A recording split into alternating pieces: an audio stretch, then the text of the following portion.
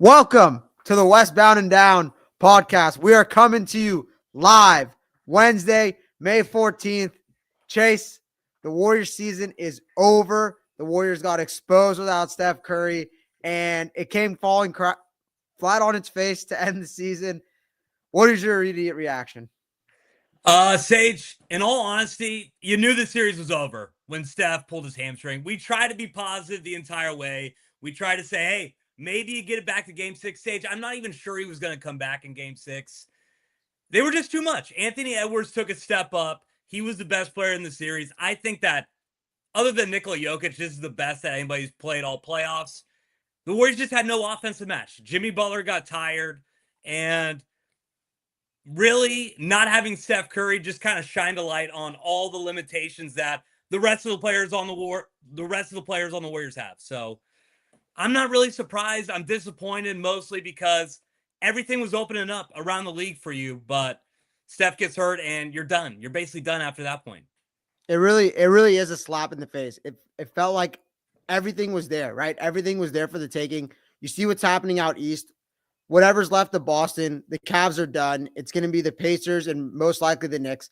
Two teams you can easily beat. You see what's happening on the other side of your division, right? Of your conference. It's an absolute war in the Denver OKC series. And you play these guys game one. You look like you're the better team. You dominate, even when Steph goes out in the second half. And you think you got it, and then it all comes crashing on its face. The roster gets exposed. Steve Kerr doesn't help at all, and you see the limitations. Terrible, Sage. Small. They have no secondary ball handler when Steph's off the court. Draymond Green can't initiate the offense anymore, and they have no shooting, which you never really think of with the Warriors. You've always had Steph and Clay, other pieces around the team that could shoot. Without Steph, it all gets exposed. I mean, even the defense without Steph, it's inexcusable, right? You can't hold these guys under 100 once without Steph. You get your ass kicked in game 4, get your ass kicked in the second half of game 5. Game 3 is the one you'd want to have back, but honestly, the Warriors didn't deserve to win one game this series with or without Steph. Bring on the offseason. I mean, there's so much you can do to improve this roster. Just when it comes to the series, can I give some credit to Chris Finch? Can I give some credit to the Timberwolves? 100%. Like you said, Sage. Like you said. Every asset, every facet. Game 1, nightmare. Straight up nightmare if you're the Minnesota Timberwolves. Steph Curry goes down. You can't hit a shot. I don't think they hit a three-pointer till the third quarter.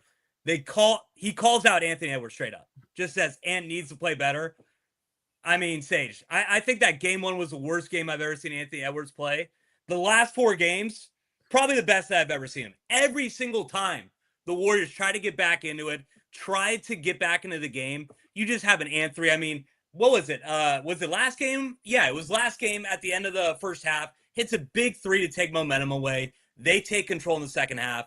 And today, every single time that you thought you were coming back, here comes an Ant 3. Down 9, Ant 3 to make it 12. So even though the Warriors shot themselves in the foot, Steph was out, I got to give some credit to the Timberwolves. They may be getting a little too much credit on ESPN, but you got to shout them out a little bit, I think. I mean, we were saying last round, I mean, they're scoring at will. They're hitting all these threes, but it's the Lakers defense. When the Lakers defensively, their numbers were above what you'd think. The Warriors, without Steph, you'd think, okay, they have a great defense with Steph. Steph out of the lineup, it shouldn't impact them. It did. I mean, I guess, I don't know if it's more so for what the Timberwolves are doing or what the Warriors weren't doing, but they were scoring at will. You could not get a stop in that first half. They couldn't miss. Game 2, right? It's the Anthony Edwards show. Game 3, it's the Julius Randle show.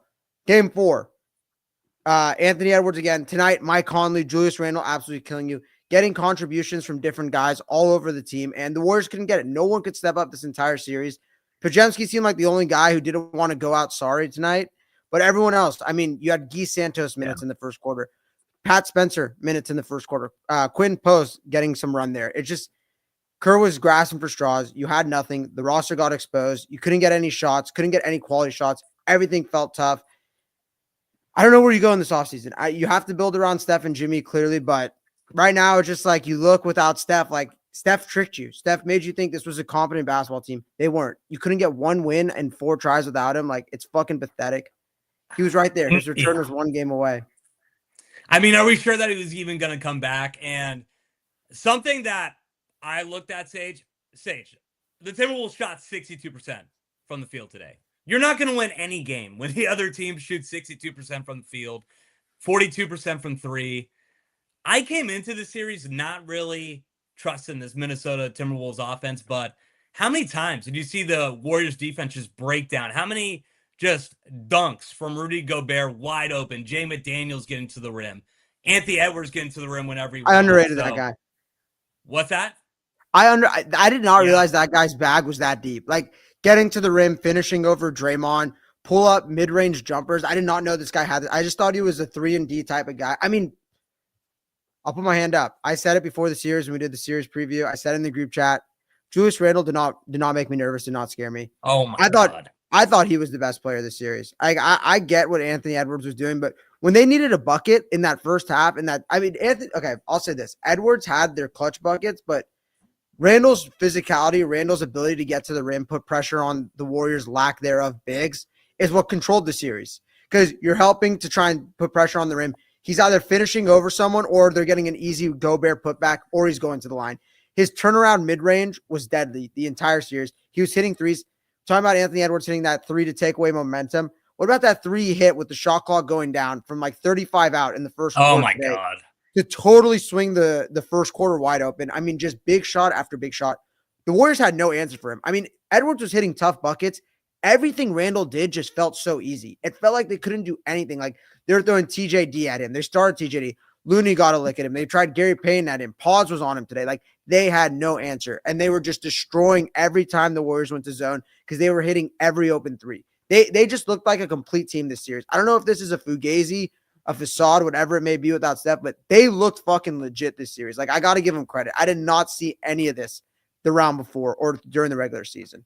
Randle played the best basketball that I've ever seen him play. But, Sage, something that we talked about before the series is that, okay, a way that you're going to be able to neutralize what the Timberwolves do is if you're able to get Rudy Gobert out of the paint, onto the perimeter, and maybe even get him out of the games by putting him on an island. Without Steph, you weren't able to do that. Nobody was able to do that because nobody's a threat to shoot from deep. So Rudy was just camping in the paint. I think that's what made Jimmy's job a lot harder. A lot of people, he's going to be the number one guy getting roasted in the media tomorrow. Maybe fairly. I think that the Warriors' bodies broke down. I think that their souls were broken at the end of it. I mean, shit, Sage, my soul was broken.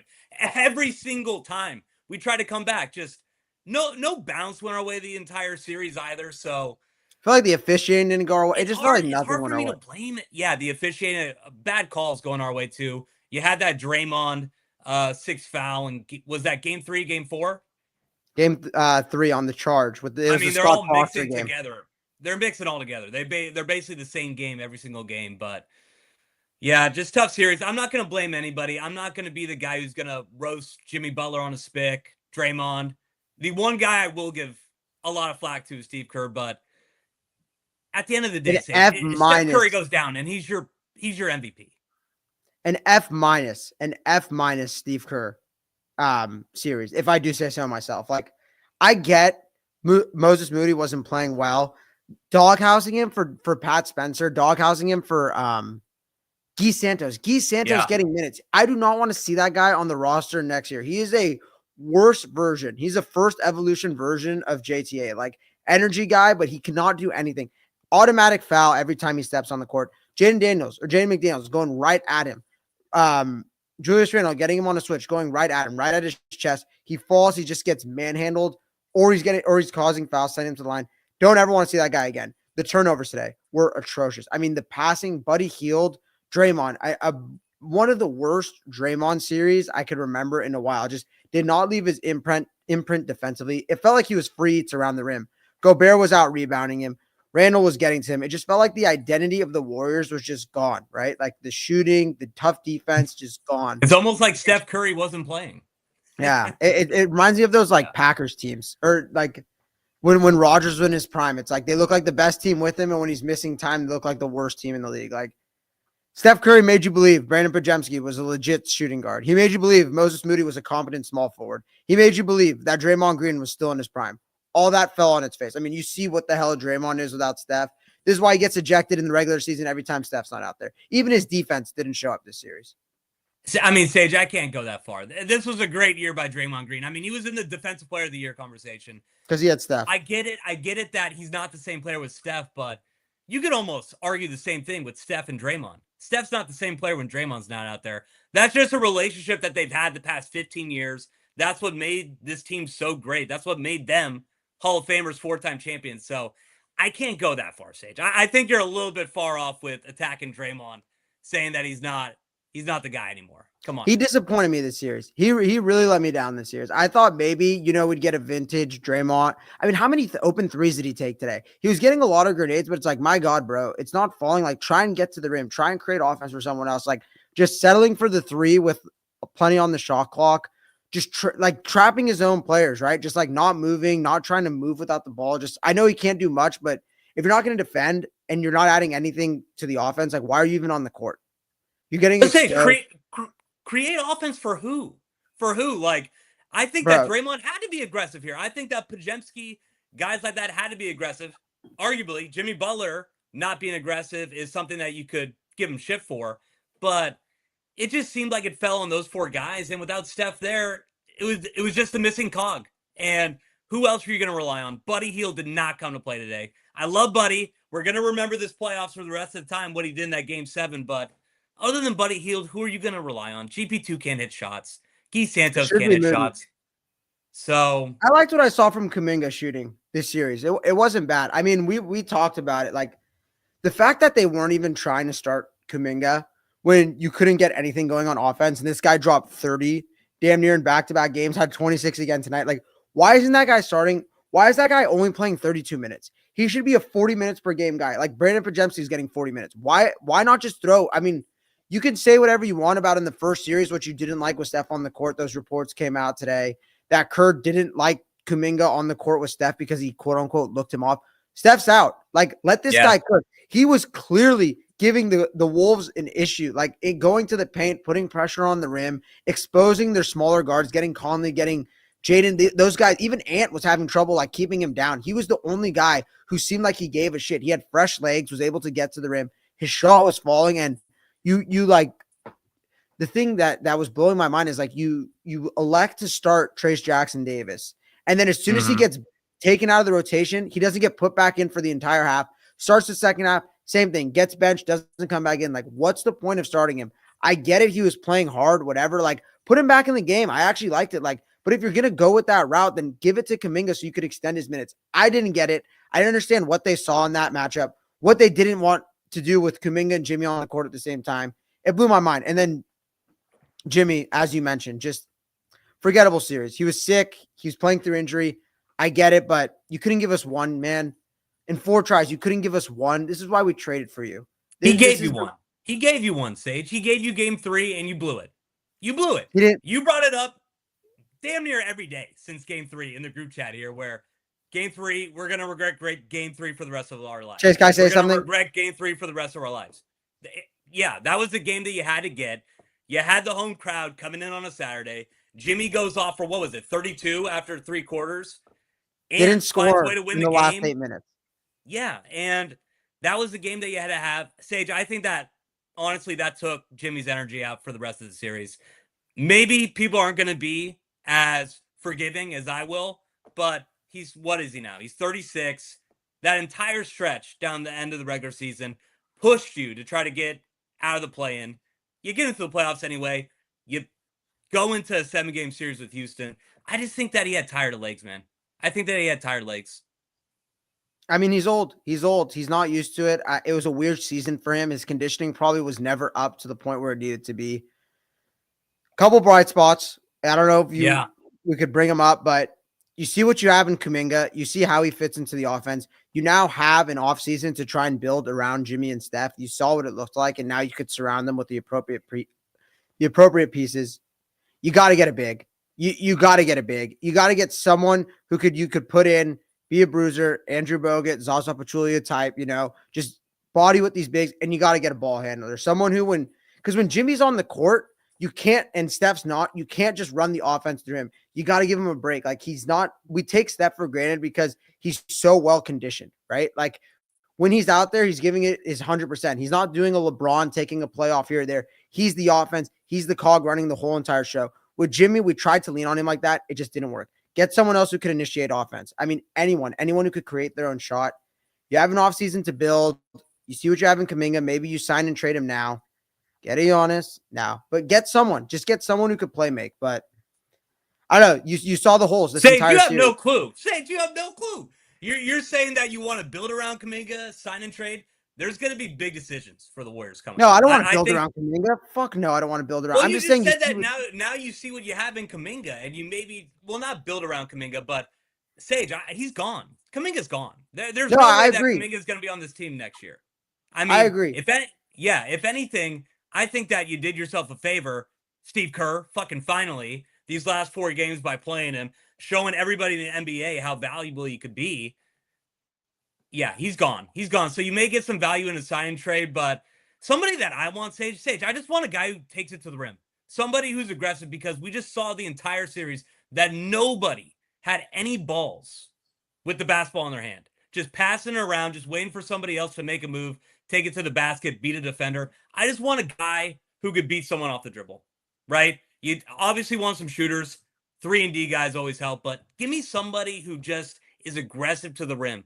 Like, I don't even think that we really need a big. Like, who will we get? Like, who's the guy that you're looking at to try to bring in at center? I kind of like how you got Quinn Post, you got TJD. I think in the regular season he's going to get a lot more minutes, but I think you got to focus on guys who are around the perimeter. That's just me. I don't know. Maybe I'm tripping. Giannis is the perfect example, but there's no way in hell we get him. So I haven't looked at the free agency list, but like, what's your archetype of player? Like someone like a who? Like someone like a Devin Booker, you're saying? Like, obviously you can't get Devin Booker, but like, what would be like the type of player you think we should add to this team? In all honesty, whatever DeAnthony Melton was bringing at the start of the year, I kind of like what he was bringing. 100%. Somebody who's cheap. Like we're really starting to recognize now how big of a loss DeAnthony Melton was. If we didn't already recognize it when we went, 13-23 after he got injured, and we started off 12-3. So somebody like that, because you got a lot of big contracts on the books. You're not going to get a Devin Booker, right? You're not going to add a guy like that to this team. So Dunleavy, you got to be smart, man. You got to make a couple smart signings. I don't believe we have our first round pick this year, right? In the draft. So the draft's not really an option. Draft's not an option. So, yeah, you just got to make signings. Get veteran guys, please. I don't want to see another scenario where Steve Kerr gets a young guy into the rotation, doesn't let him develop, and has a quick hook with him. I'm done with it. I'm not giving Steve Kerr any more young talent to work with. I think this was an abomination this year. I don't know what it is about Pods, man. Like, even when he was playing like shit games 1 through 4, like that guy was still getting 40 minutes. Absolutely killing us. You finally get a good Pods game today, but what? No, I mean, Kerr loves him, and I get why he does. I get why he does. He does everything well.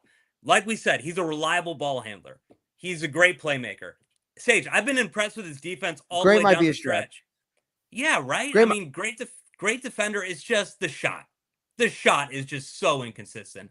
Sometimes when he's really in a bad stretch, I don't trust him, and he pulls up, maybe even goes to the rim, goes for a floater, you know before it releases his hand that it's going to be a brick. So that's one thing that he definitely needs to expand on with his game. Kerr loves him. I love him. It's just everybody outside of the top 3 guys on this team just got to be more consistent. Can they do it? I don't know. You may just have to revamp it. You may have to around those guys. It really hurts, man. Like I just can't believe we're having these conversations. Game 5, after how game 1 felt, like it sucks. Like I don't want to compare it to 2019 because it's not that bad, but it's just another basically the same thing. It's just another what if, man. It's just another fucking what if, where you observe it, like you scope the landscape, you see what's going on in the NBA, and you just can't believe it. It really felt like we could do it. I truly, after we escaped Houston and we looked at what Minnesota was and the problems that they didn't present us, how we were going to be able to score on them, it really felt real. I could start to taste it. And then just like that, it's a cruel sport, man. Look what's happening in Boston. It's just, we're Niners fans, Chase. We see how it comes and goes so fast. Like it giveth and he taketh away, right? Like it just sucks. Yeah. I hope they go. I don't know what all in is. I don't know what the assets are this offseason that you can get or can give, what you can get in return, but give it give it a go. You see it, like this makes you just regret 2024 and 2023 even more. Steph's still there. He just needs the talent. He just needs the drive. He can still lead you there, but you got to get him there healthy. You can't have him in a 7-game battle with Houston. You can't have him exerting all this energy down the stretch, the last 30 games, just to get in the playoffs. Get some guys who are going to be available in the regular season. Get a good seed. You'll be fine next year. It's just scary thinking of what's going to come of the West because you got Cooper Flag coming in. You might have Giannis coming in, and it's just murderer's row out there. Like, that's what makes me nervous. Are we already thinking about Cooper Flag when it comes to winning the championship next year? They're a good team, though. It is insane what's coming in the West. Like, if he was going to like the Jazz, I wouldn't be concerned. But it's like, okay, you could kind of start to talk yourself into Kyrie, Clay, Cooper Flag, Lively, Anthony Davis. I'd say that's better than our starting 5, right? Like they got, I mean, give or take, but they got 5 legit guys who would start on just about any team. Maybe not Derek Lively, but everyone else, like they could start on almost every team. So they'll be scary. I don't know what the Spurs are going to be. I don't know what kind of leap. I don't know what condition Wemby's going to be. I saw he was playing soccer, right? I think in Brazil. So I think he's fine, but I don't know, man. Like that guy's coming. The young teams are just going to get better. OKC is going to be better. We saw the problems Houston gave us. I expect them to be better. I expect them to make moves. Like, felt like this was your year. You got to retool and just see what you can get in the offseason. Yeah, I mean, say for me, for my mental side, I'm just hoping that OKC rolls through Denver and blows 100%. Out. It just blows out Minnesota, so we could convince ourselves, okay, there was no chance that we were really had a shot. Even though we play them so good. OKC was going to roll through it, but yeah, the West is getting stronger. I think that the last game that you saw with OKC where Shea finally had his playoff moment, Jalen Williams hits big shots late. It looked to me, Sage, like, okay, this is where the Thunder dynasty starts. They have so many assets, too. Don't they have a top 5 pick from last year who didn't even play today or play this year? I forgot his name. Who, the Thunder? Yeah, the Thunder have some guy who they drafted in the top 5 or the top 10 last year. He didn't even play this year. So they have more guys coming. The West looks tough. If you're the Warriors, though, you can't even worry about that. You can't even worry about that. You got to try to just make your team. You got to worry about yourself. You got a good core of Jimmy, Dre, Steph. I think they have one more good year, but you brought up a good point, Sage. Now that you have that setup at the start of the year, I don't think they're going to have to make that big push down the stretch like they did this year. You really want to conserve, make sure that you're set up for the playoffs, and if you get the right guys around them, whoever that may be, whoever you're allowed to get with the salary cap, whoever, fits that role financially, that'll help out. That'll help out because they need legs, and you even saw that, even with Steph in that Rocket series, his legs were starting to go too. So even though I want to say that I would be positive about how they would look down the stretch if Steph was still in there, I think it would have been an uphill battle. So I don't know. All right, Chase, I'm going to go through the roster. I'm going to go through our spot rack right now and just go through everyone who's going to be on the roster next year and everyone who we're expected to lose or could lose if we choose to, not sign them back. So yeah, let me see it. I got a bunch of notes for everybody on what my take is. So I'm ready to cut and keep right now. So Curry's coming back, obviously. Jimmy Butler's coming back. Draymond's coming back. GP2, unrestricted free agent. Kevon Looney, unrestricted free agent. Braxton Key, unrestricted free agent. You have Jonathan Kuminga, Pat Spencer, Kevin Knox, Armstrong, and Guy Santos as restricted free agents. So those are the guys you could potentially lose. Moody, Pods, Trace Jackson Davis all signed to come back next year. So a lot of flexibility, a lot of guys you can choose to, like Kuminga, sign and trade. I mean, he's due $22 million next year. Sign him to an extension, get rid of him. You can opt into the contract, try and work around it. But other guys like who I mentioned, like who do you want to see them bring back? Who needs to get out of town, you think? So it depends on the price. I mean, I just don't know what the market rates are for guys like this. But in all honesty, guys like GP2, like I'm down to keep GP2. He's a great defender. The crowd loves him. The team loves him. I'm okay with keeping a guy like GP2, but you got to revamp the Looney situation. I love Kevon Looney. He's another crowd favorite, but do 15 million next he's year. on his last legs. He's on his last legs, Sage. And when you brought up bring a big, I agree with you, but I don't think they should make a big swing on a big. Just get a couple guys who could be in the rotation. So I would keep a guy like GP2, a guy like Looney. See you later, man. I love As a you. Niner fan, 10 years down the road, you'll come back for that 2022 NBA Finals reunion, and we'll be happy to see you then. But for now, I'm okay with getting rid of Kevon Looney. as a Niner fan, Looney reminds me of Juszczyk. It's like I feel like no matter what, we just can't get rid of him because he's just such a locker room guy. Everyone loves him. He's friends with everyone on the team. He's Kerr has a nickname for him, like a wise elder, an elder spokesman of the room, whatever Kerr says. Like everyone loves him. That I just think like they'll never get rid of him.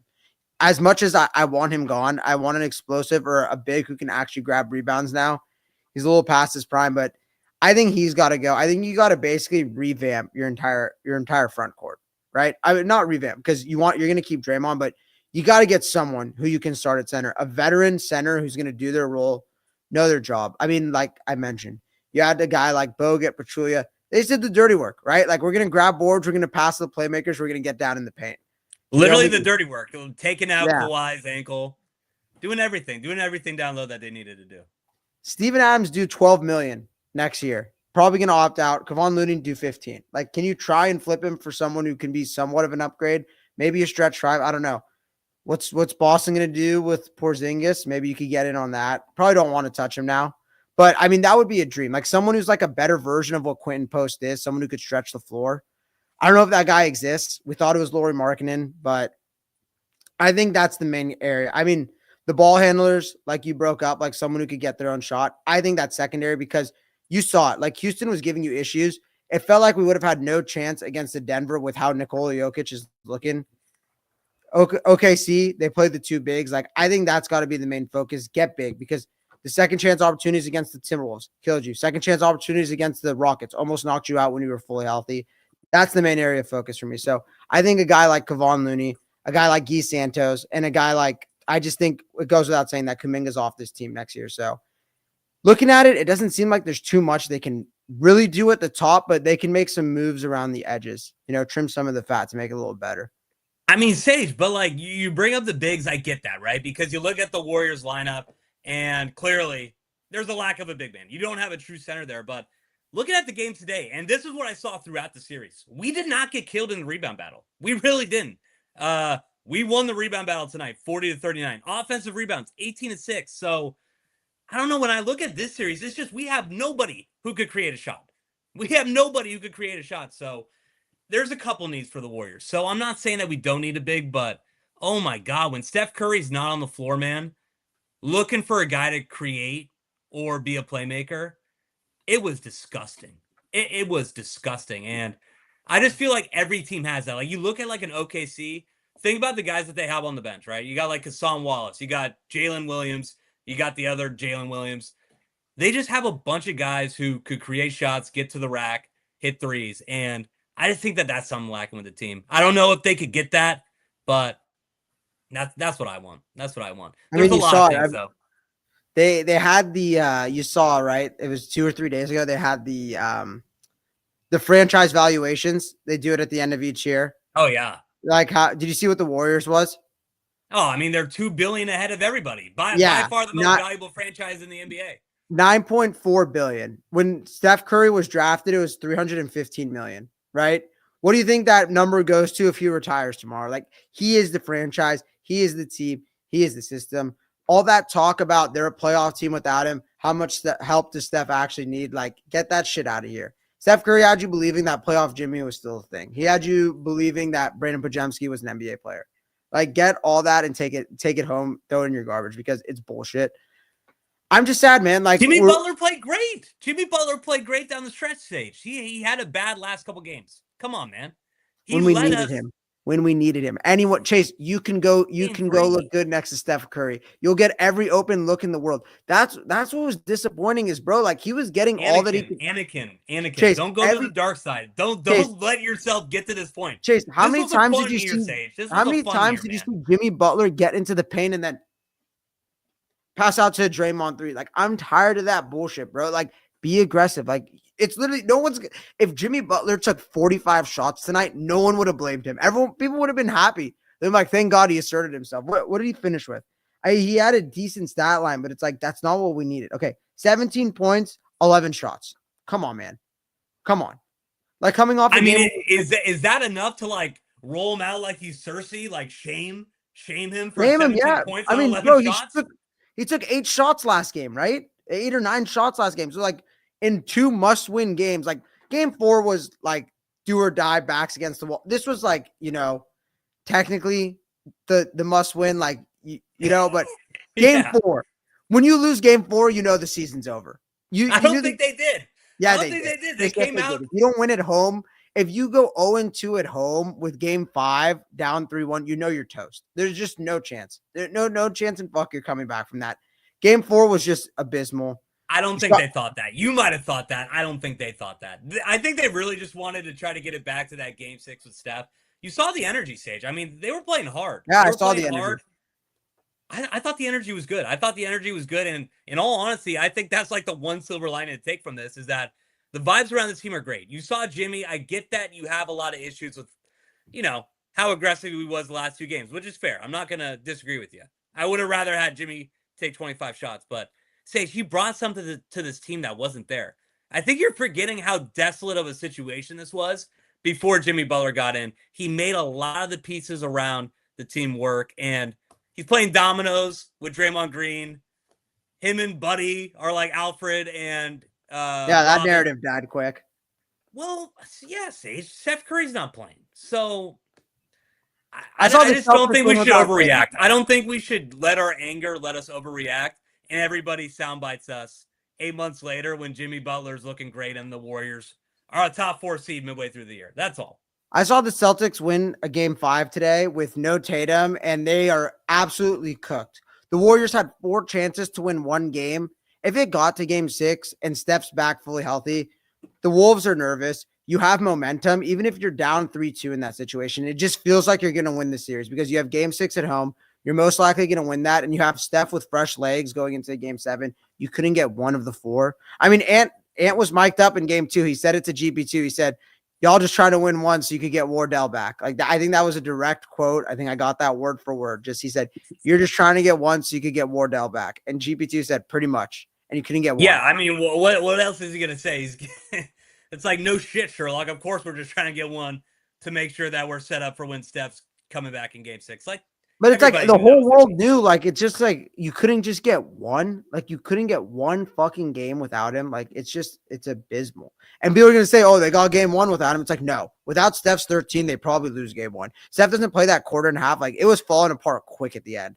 You needed that from Steph. Like, even if Steph just gave you 10 minutes, it's better than whatever the hell you got from everyone else contributing on a fucking bum hamstring. Chase, I wanted to bring it up. Yeah. Do you think Steph could have played today? Like, is he soft enough playing today? I'm not going to say he's soft. I honestly don't think the decision was even in his hands. I think you had Celebrini, guys like Steve Kerr, Dunleavy. They said he did 8 hours of rehab yesterday. 8 hours of rehab yesterday. Yeah, Sage, the hamstring issues are so tough because usually you get that 2-week timeline where you don't really want to test it out for 2 weeks. I think part of it, almost going back to your point where if you lose game 4, you basically know that you're done. I think part of the decision for him not to play today was, all right, if these guys can't even get 1 game without you, then what's really the point of rolling you out and potentially having you, I don't know, tear your hamstring or injure your hamstring more to the point where you can't really rehab until later in the offseason. So Steph's not soft. I don't think the decision was even in his hands. You saw that he was so depressed on the sidelines, not being able to be out there. He was standing the entire 4th quarter, just standing, just watching it happen. It hit him. It hit him right away in that game. They kept panning to him. They kept, every time the Timberwolves hit a 3, anytime Ant did something, they'd pan the camera over to Steph. Broke my heart. I don't think he could have played. I really don't. I saw it like he should just suit up, give it a go, whether it's 10 or 15 minutes, just having him out there. But I don't think they had a chance tonight. I mean, they couldn't defend. They would have gone at him all night. They would have made his life hell. I don't think he would have played game 6. Like, I honestly don't think he would have even made it to game 6 to play. So the 4 extra days of rest is that is true. That's a game changer. Valkyrie. It is a game changer. They got lucky with that one. But you know why, right? Because of the Valkyrie? Yeah, apparently what Valkyrie's Sage, are we gonna become a Valkyries podcast right now? Hell no, bro. What are you talking about, baby? Bro. Inaugural season. Let's get on it right now. Sage, this is our way into the marketplace. Hell no. We get in with the Valkyries. And then No. everybody's like, wait, hold on. Who are these guys talking about the Valkyries? Oh, wait, now they're talking 49ers? I like what they said about the Valkyries. Wow. Let's get it on these guys. I'm a Fever fan till I die. Like, I'm sorry. That's fair. I'm gonna root. I'm like what the LeBron fans are, how they follow him anywhere he goes. Like, I'm just gonna be like that with CC. Wherever she goes, I'm there. I'm repping the colors. What are your thoughts on Chicago Sky? Big fan, not so big. What Dude, I like Van Lith. I like that they drafted her. I was hoping that we would have drafted her, but Pesto. Earmuffs, Pesto. No, just joking. I don't know. I mean, they're my least favorite team, I should say. I mean, I think there's only 8 WNBA teams, but yeah, I'm not gonna root for them ever. I mean, Sage, look, we're just riffing right now. I think we could be WNBA. I'll be honest with you. I don't think there's any market or there's any there's no supply because there's no demand for I think that type of content. Maybe I'm wrong. I mean, I think that this is a major loss. Do you think that the Warriors losing is a major loss for the NBA? Or do you think it's like, okay, now they're pushing Ant out. They're going to just try to make the league center around like, Ant. Ant's not sticking. Is it, am I crazy for saying that I feel like he should be way bigger of a superstar than he is? Like, I don't know what it is. What level should he be at right now? Like, do you think he should already be like 2010 Kobe, how we view him? No. I'm not saying from like a respect, a popularity aspect. Like popularity. Yeah. Like jersey sale. Like I get he's in a small market, whatever you want to say, but like jersey sales, he's never like really up there. Views, the Timberwolves as like a team, right? They don't have any views. The social media views per player, he's never really up there. I don't get it. Like Ja Morant kills him in everything, which I don't get because I feel like Ant's way more likable as a guy, a better player. Well, I mean, other than that, but like, I just like, I don't get why he's not sticking as much with fans because, I mean, to be honest, like it pisses me off that he knocked us out, but like, I like Ant. Like it would have hurt way more if this happened against Houston or if it happened against like the Lakers. Like losing to the Timberwolves, like obviously they have some bitchy fans. Them chanting Wolves in 5 pissed me off, but I like them as a team. So it's like, I don't get like why his appeal isn't as much. Maybe I don't think he sits with the older crowd as well. To be safe. You think he has a little too much attitude for the older crowd? Is that what you're saying? I don't think there's a certain part of Ant that the older crowd doesn't like, the older demographic. The chanting to or the yelling at the Lakers fan that his dick's bigger than his and that he makes $200 million. I don't think that sits well with a lot of people. I think people prefer someone like Steph or LeBron, you know, like the family aspect. As a Bill Simmons like ism, right? Like being like a family man, having a family, like kids and a wife, like being like a famous like couple, so to speak. It resonates with both sides, right? Like females, males, and like more people respect those type of athletes. Like Tom Brady versus Aaron Rodgers, like something like that, you know? I will say, talk about a way to just instantly win an argument. I have $200 million in my dicks like twice. Like, what is a realistic comeback after that? Like, you don't have a realistic comeback. Well, that's the thing is that they started attacking Rudy. Discussion. It's just over. Discussion over. Then he started attacking Rudy. He's like, Rudy got $300 million. And it's like, yeah, shit. What do you say to that? No, it's like, yeah, Rudy got 200. He's like, no, I got 300. He's like, oh, sorry, Rudy got 300 million. But yeah, I get it. I mean, AI was a big name in the NBA, and he was definitely not a family man. I think we think of this more with like LeBron and Steph, especially in the NBA. I mean, think about it. Kobe wasn't a family guy. Kobe wasn't a family guy. Look what happened. 04 Colorado. Do we want to bring that up right now? Do we want to bring up the documents about Kobe in 04? We could say this. When he won his championships, what's the first thing he did? Went over, took Vanessa and the kids from behind the tape, whatever it is that holds him back. He was always celebrating them. Where like he has the picture of them holding the 5 together. Yeah, that was in like year 15. I think that has appeal though. I think that's when I'm not going to say that's when he became Kobe, but I think that's when he became Kobe. When he won the rings without Shaq is when he became Kobe. I will say this. The market hurts. The market hurts. If Ant was a Laker like Kobe was, I think that he would definitely be at, the top of the NBA when it comes to jersey sales. But Sage, this guy is electric, man. I mean, not only is his play so interesting, now he's coming up. He beat Jokic last year. He beats LeBron, beats Steph this year. Sage, my God. Have you seen this guy act? This guy's an all-around superstar. Did you see him in Hustle? Yeah. I did see him in Hustle, yes. Genuinely great performance. So I don't know. I'm buying up all the Ant stock. I think that they know that it's going to be him. And they're trying to push him out, and now you're seeing it. You're like, okay, I don't know if he's at that level yet, but it's just going to take a ring. He just has to win a ring, and he'll be there. It would be like, we can talk about this, but like, obviously, Captain Obvious take here, but like Pacers, Halliburton, Knicks, Brunson, what the hell? But OKC, SGA, I mean the whole team, but mainly SGA and Ant, right? Like that's the new generation. Like that's a big four of the new generation. Brunson, obviously a little bit older, but he feels new, right? Just because he's only been a Knick for 3 years, and what he's doing, like how he's doing it, it feels fresh. Like, obviously, like what the consumers are eating, what everyone wants is LeBron, Steph, KD, because those are the old guys. Those are the guys who have the biggest fan bases. But at some point, right? Like in 2 years, they'll probably all be gone, or they're not going to be relevant anymore. It's like you need these new guys. But I will say it's so much more boring. I get it. Like I understand it now. Like the old heads who are always just praising their generation, whatever you want to say. Like I just can't get behind these young guys. Like there's no one yet that I've fallen in love with and respect as much as I respect someone like LeBron, obviously Steph, like KD, like that generation. So it is tough. It's weird to think it's really a passing of the guard, which Is it really weird to think, Sage? I could tell you exactly why you don't feel that way. They're all international guys. They're not American. They're not American. Halliburton?